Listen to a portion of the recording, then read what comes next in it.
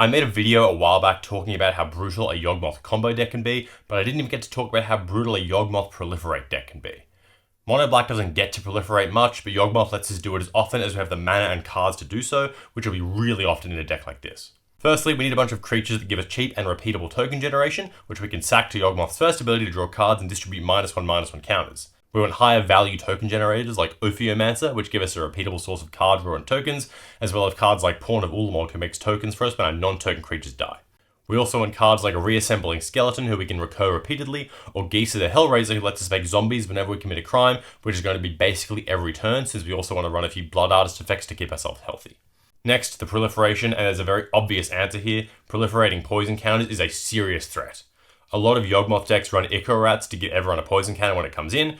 Once you have enough mana and enough cards in hand, this can be super tough to interact with and make the win pretty much inevitable.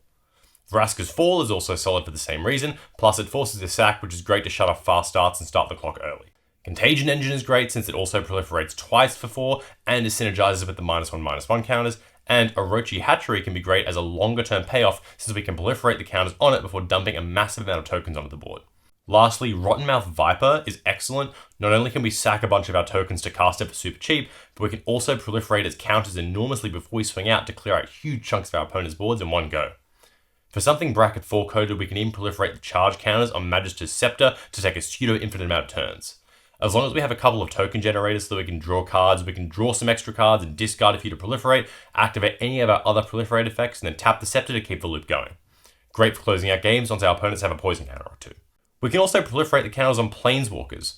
Vraska's great since her first ability is a proliferate, and her ult gives the player 9 poison counters, meaning 1 more on deck cooked, but you can also quickly cheat your way up to crazy strong ultimates like Liliana of the Dark Realms, who lets you tap swans for quadruple mana, or Liliana Dreadhorde General, who forces your opponents to sack most of their board.